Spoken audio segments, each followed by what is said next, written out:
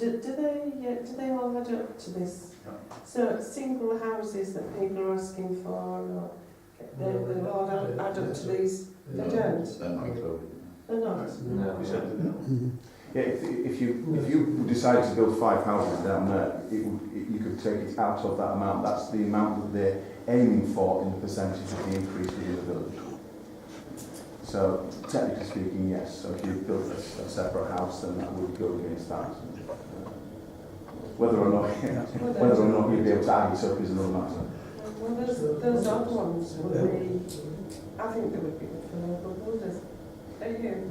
Well, I mean, the local people don't stand a chance, do they, against the big companies? So it'd be nice, to have lots of little ones. And I'm sure there are plenty of places where we could, find odd bits and pieces to put 2 or 3. I mean, the Labrocks have just got 4, haven't they, at Rose Farm? I mean, when does this start clicking up? Can we start from this year, or does it have a date? I'm sure it's from that one. This plan's been running in part of it for a while. I don't know when Ian just said about it slipped under the radar. Helen and I did go to County Hall last March to talk to them about this, but we said we had to wait. It was too late for us to do anything with it. We had to wait till the actual plan came through. And so we've not adopted the original plan, the original 4 sites for a while. It's just when they dropped the other Sands Lane site in. Well, I think it's a good idea. I think what Gordon says, we should try and implement it if we can. So we did a mail shop like to every house. If Steve can put something together that explains this to people, right? Got the idea? We're going to get on with it, haven't we? Yeah. Is there going to be a public meeting on this then when it comes, when they actually come back to When present it it comes to us? Yes, we could play the village hall, I suppose. Are things like this ever overturned in favour of the village, or does it always go with the council? Do they always win? Does anybody know? I dare say there are occasions when the village might win. I think it's worth But trying. we've got to go for it. Well, one of the things that Ian said, I can see what Ian's saying, it's been rumbling on for quite a long time. But the other thing is that Tim said as well, that there's very little that we can do. In fact, the best thing we can do is to make sure we tell the people in Beverley that, local information, that's true, honest local information, so that they can make an informed decision. But the trouble is they are the ones who make the decision, aren't they? Yes, ultimately. Yeah, and the problem we're going to get is that the parish council will get blamed for botching this consultation. But in a way, it's been very difficult to put something together anyway, hasn't it? So I think we should explain the position to the villagers, so at least they know, so they aren't going around getting the wrong end of the stick, blaming us and blaming this person, blaming that person. So we get the mail shot around first of all, let's get that done. That needs to be done straight away, doesn't it, Steve? Yeah, I can do that next week. We need to look at what you Get put a down draft there, out so to we're happy you. with it. If we get that done and get this community. I can't guarantee you that they would deliver it in that the grapevine is booked for the whole year. Well, let's see what we can do. I mean, if not, then if parish councils are willing, and you all do Yeah, 100 let's see what we can each, do. then I could deliver to you and Yeah, as I'm sure we someone can do else. areas. I'll resolve that. I'll get something out. It won't be before the middle of next week now, but I'll get it to you all by the middle of next week, and hopefully, I'll touch wood, by then we'll have the consultation date, and I can put that on it as well. But I think that would be a good starting point. It's a good. Then we can go on from there, can't we? Does anybody think that's a good? Yeah. Mr. Chairman, have they indicated when they're going to come to us and say what decisions they've made, or have we to request them to come to us? Have we to put a request I on think them that to come and tell us, or are they saying to us, we're coming to tell you, a certain date, saying, They will let us know when the consultation period A month's starts. time or 2 months' time or when? It's fairly, They fairly said- soon, isn't it? And They said March. March, oh, Yeah. well, that's next month then. I think that's really part of the misunderstanding that people didn't know when we were consulting, did we? Are we consulting already? Well, apparently not, you know, so we want to make it clear. But when they inform us we've got 6 weeks, the consultation period will be 6 weeks. So that's to object to it as Yeah, best we can. yes we can. But there are lots of places now that have sort of come up in this last, well, after the last parish council meeting, that people are willing to sell land in the centre of the village. I don't think they can now consider those. I don't think. But that's something we need to you know, look at when the consultation starts. I think what Gordon said about fighting the 55 55 is the best way. is what Yeah. you all seem to be so keen to be doing. Say we don't need 55. I'll put something together and let you have that, as I said, in the middle of next week, because I'm away for the weekend. Because I'm away for the weekend. Okay. Oh, no. Right, Just so one more thing, sorry, on matters arising, if I may, and that's just to let you know, and again, I think I've told you by email, that we've got a meeting planned with the grass cutters on Thursday the 26th of February in this room at 10 o'clock, and as many as can please attend. And that's just for informal discussion. We've done it the last couple of 3 years to virtually no avail, but we can but try again. right, so we'll move on to planning applications. The first one is the variation of conditions 2, 3, 21, 26 and 40. Facilitate the use of cell 11A for the disposal of stabilised, non-reactive hazardous waste.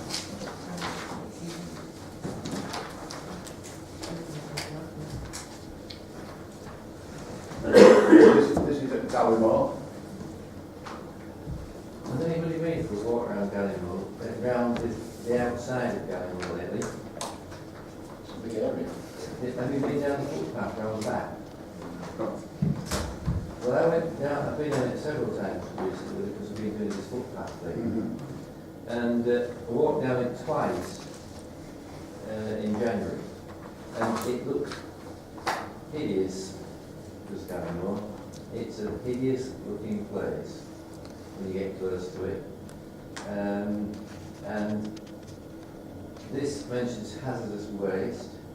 If you read this document, it mentions how the water drains off into the land drains and then goes down Inns Drain, which is a feeder for Market Week Canal, or certainly Market Week Bank. And it's a scary place. And my view of this is that it's hazardous enough as it is. For it to be any more hazardous would be really scary, and I would definitely not want to see anything going in there that we don't have to have. So I'm quite strongly against this issue of putting hazardous waste, even if they are going to put it in cell 11. The leachate comes out of there and it goes into it goes through the drains into the Inns Drain. I didn't think it did that. And some of the leachate is pumped into a lagoon. Where does the lagoon water go? Apparently it's pumped some of it's pumped back into the heap. And then it must leach out eventually because the lagoon's going to eventually overflow, isn't it? Yes. Is that, are they still delivering waste into there now, or is it closed? We were under the impression that it was closed, and then the following week they informed us that it was open again For this, basically. It's kind of, I think it's probably a retrospective, I don't know, but I think it might be a retrospective application because the first we knew that it was reopening was from a positive aspect that grant applications to Ren were then again allowed because they were stopped. And Gordon and I spoke about this, and that's the only way we found out, or the way we found out. And they want to keep it open just for this hazardous waste. It's non-reactive hazardous waste, is my understanding. If you leave Bunwith Rail Trail and you, the prescribed way to walk from Holland to Matthew is to go on the rail trail, cross Shipton Lane, walk back up the side of the road, back up Gallimore, and then turn left at the other end at Home Road, and then you go back past Stray Farm. Well, how many people do that? Not many, but it is a frightful bit of path. In the summer it's grown up, so it's not so bad, but in the winter it looks horrible. And I don't know why we have to put up with something like this. This hazardous waste. No, I think it's too much to ask a community to bear. I agree with you. Right. Gordon's wrecking the place now, but I say, I'm from the car, so but I'm quite willing to take Gordon's advice on this. Are we all in agreement? Okay, and we're objecting on the basis of what Gordon said about it, About the leaching and about the leaching and so forth. Right, okay, no. And the fact that And it's a hideous thing. The site, to look at. okay, thank you. Right, is that the only one? No, there's the corner farm on that one.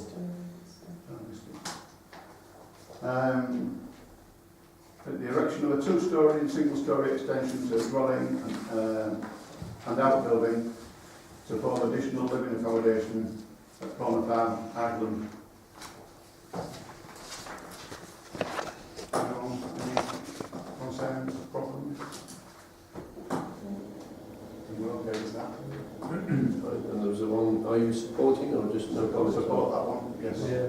And then there was the one that came in that I let you know just under the agenda. Yeah, the construction of an equestrian menage and change of use of land for the exercising of horses. And this one's at Sober Hill Farm off Parkway. When you look at the map, it's so far off the road, I don't think it's going to cause any visual problems to anyone. So, anyone, any comments? I think Support. support, yeah.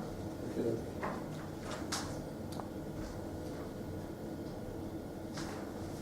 Planning decisions are as is, and then there's two to add.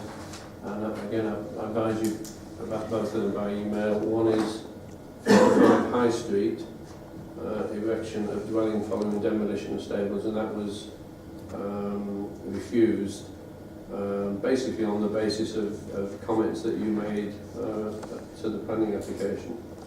And then there was the Neil Priest, the anaerobic digester, it was discussed at the last meeting, and that was granted. Well, there are conditions. There were lots of, I've again sent it out, so you've got those conditions, so you can keep an eye on that. Can I just talk about one other thing, excuse me, on Sorry, that? yes. That is neighbourhood planning. This was something that was mentioned by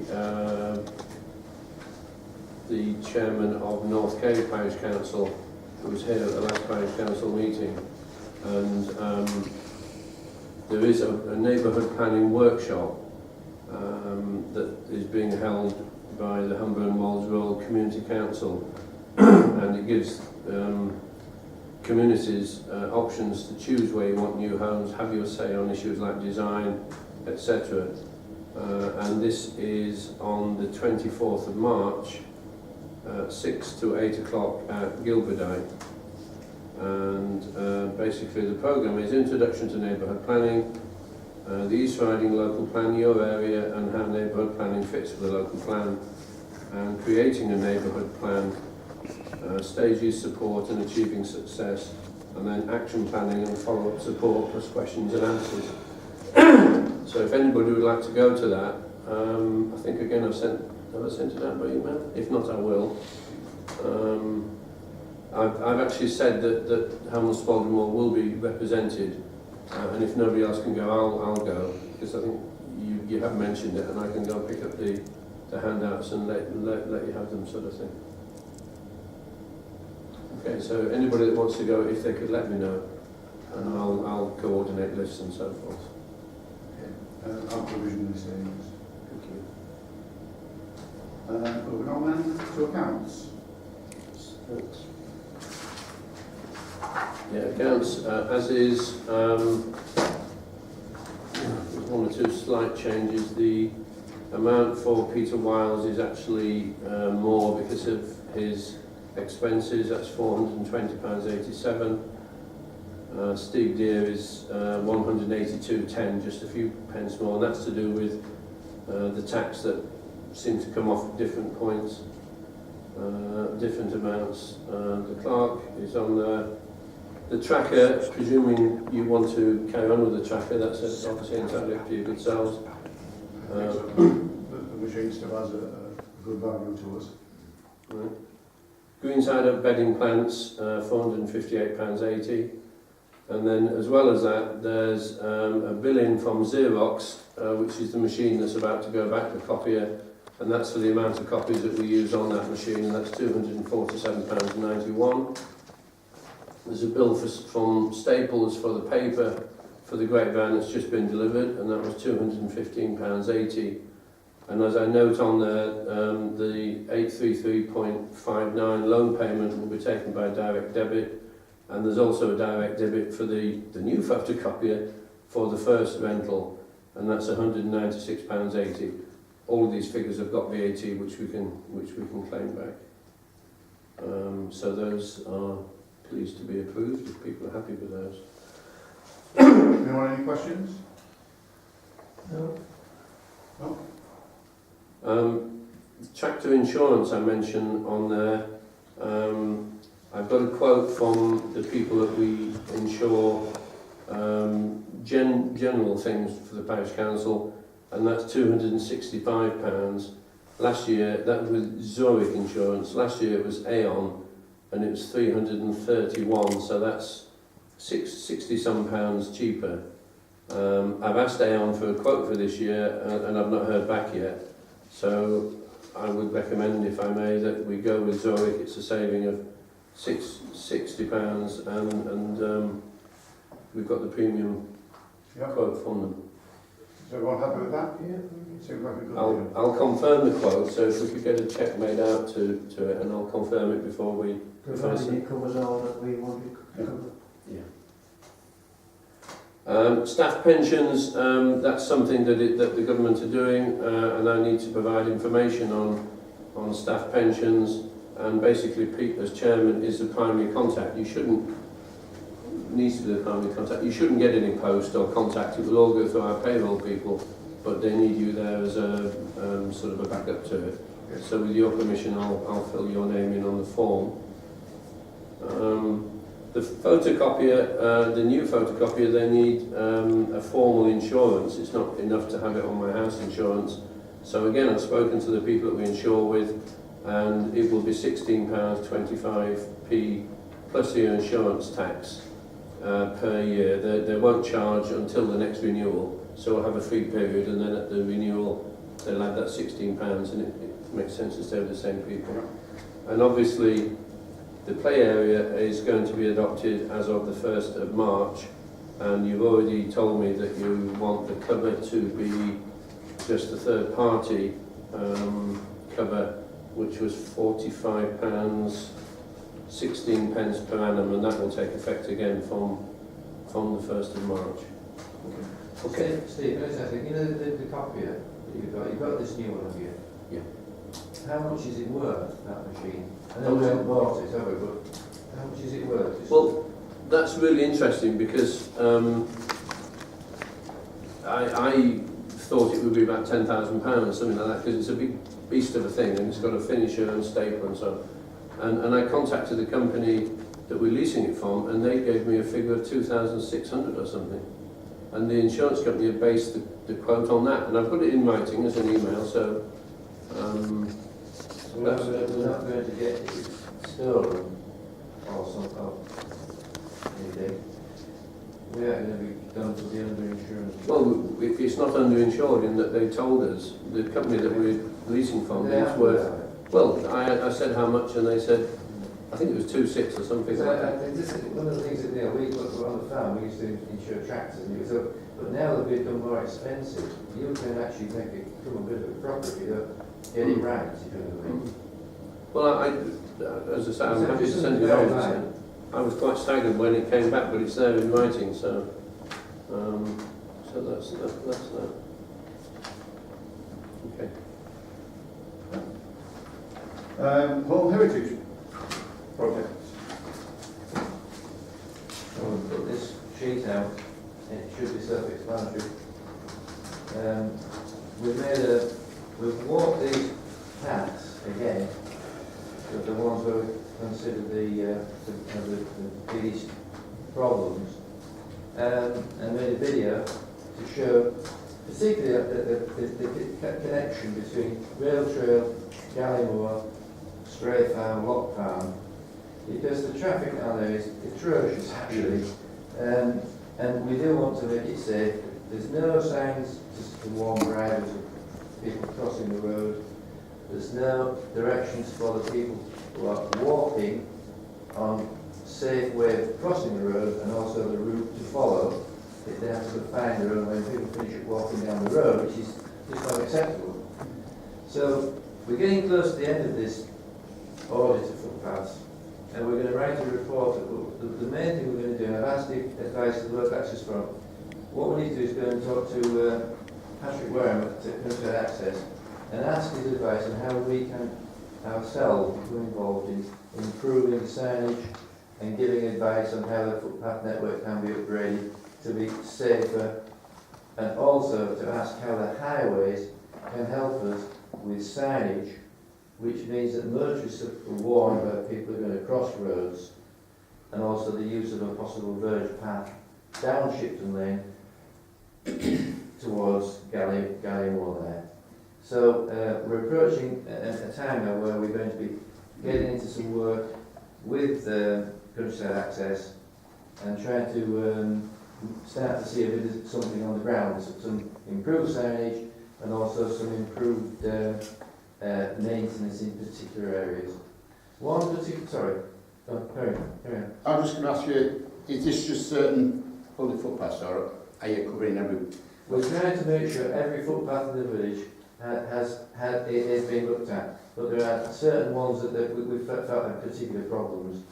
A great example, Churchill footpath. It's a significant footpath. It goes from Churchill to Highgate, and it's a great walk. And that one, there's a circuit all the way around the village. People are often recommended where's the best place to walk, and that's the one. If you go there, you go from the Lich Gate, you don't know where you're going, the field path should be sprayed out, it's not sprayed out, it's a muddy mess. In fact, the signposts which take you when you get to you know there's a road that goes from Hall Farm through to Beacon Farm. When you hit that road, there should be a couple of signs to do a little dog leg, or even go straight on, depending on what's going on.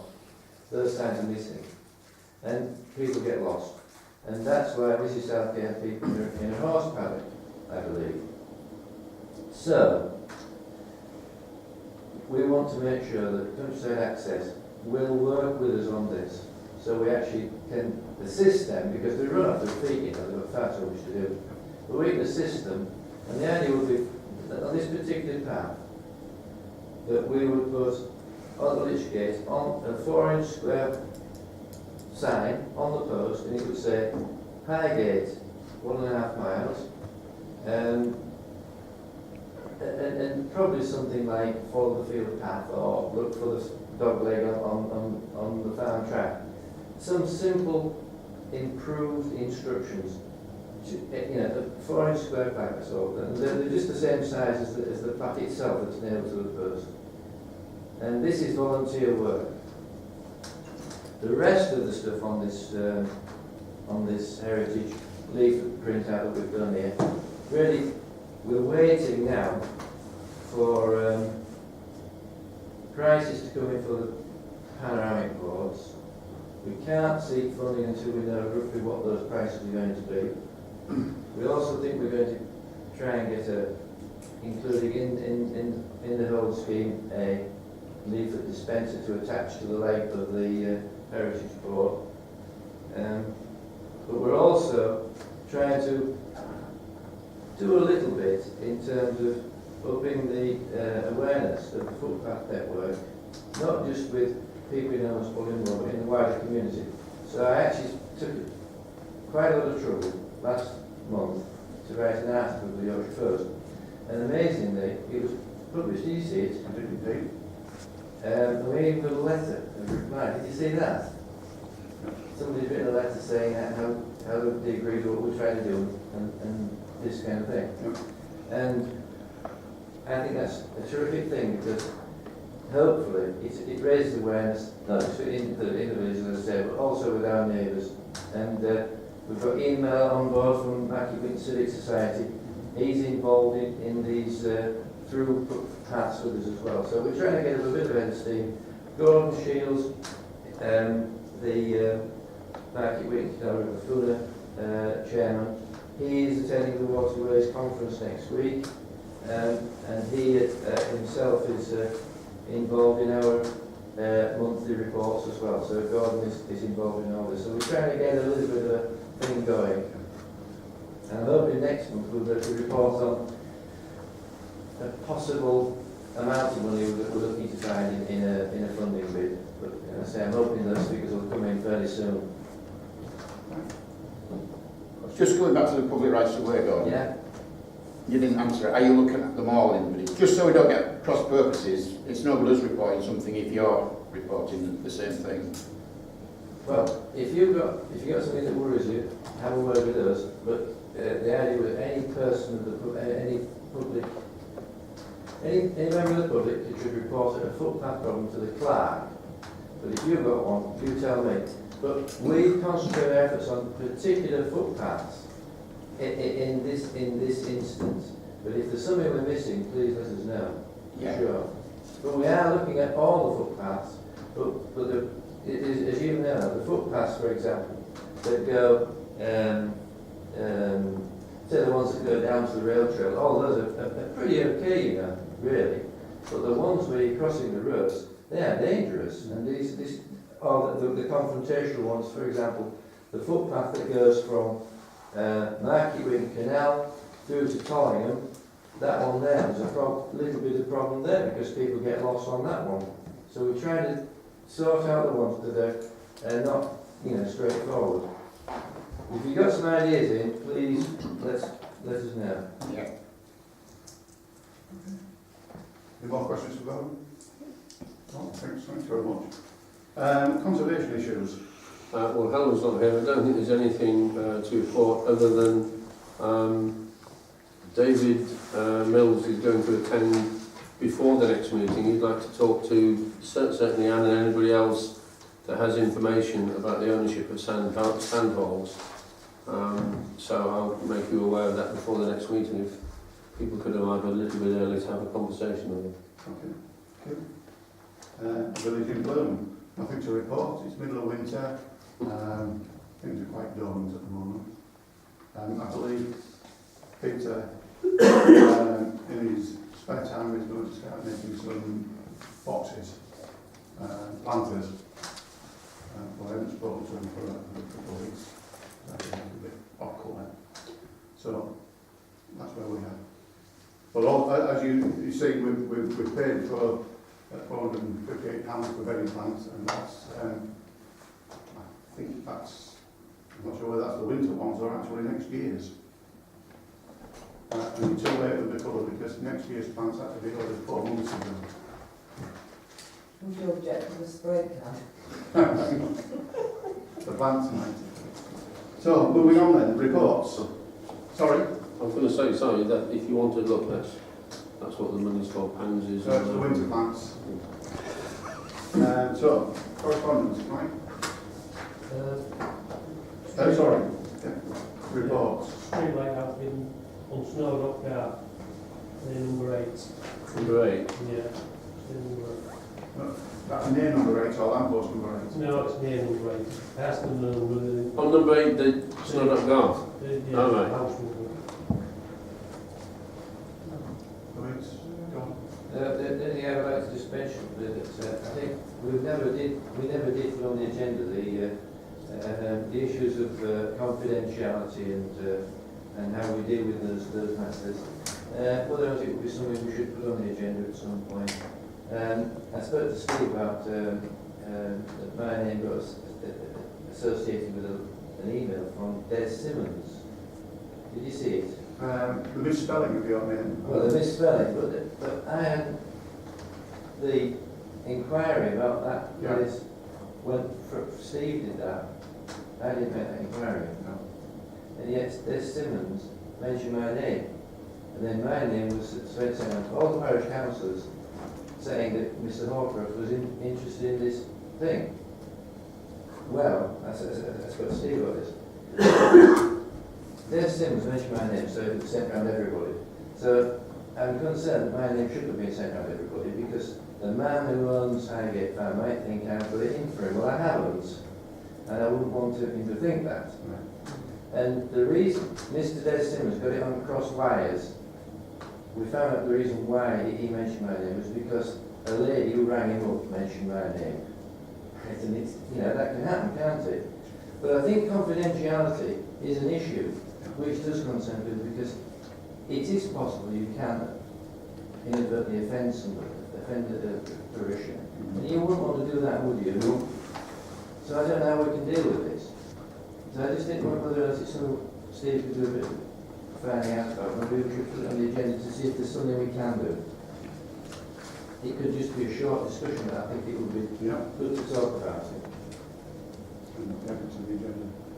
It won't be the first time that a parishioner's gone up to a parish council and said, hey, what are you on about?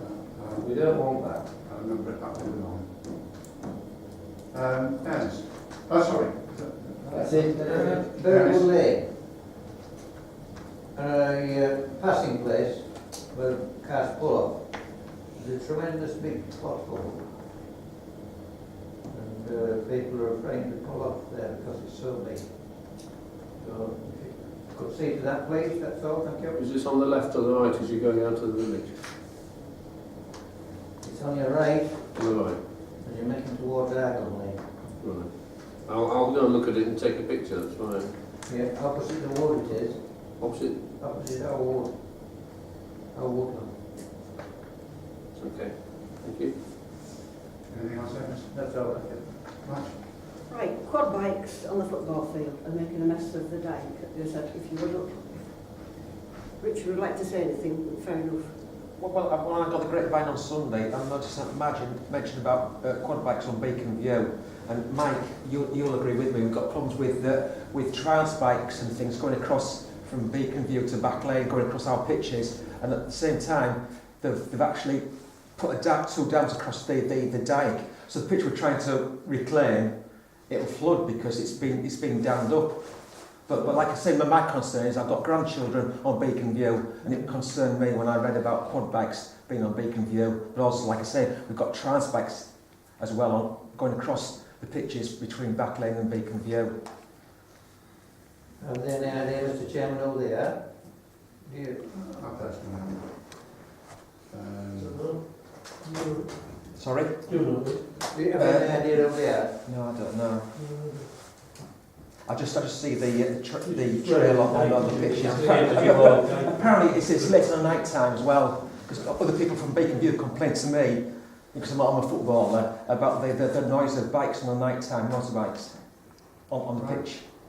Because if there's somebody been there and put a dam over the dike so they can get over with a bike. Well, they're going across that dam. Spend a fair bit of time doing it. Sorry? They're going across that dyke and it's They've actually down the dyke. Yeah. Unbelievable. I can write to the police, but I obviously can't guarantee that they'll spend a lot of time, but I'll ask you to come as often as you can in the evenings.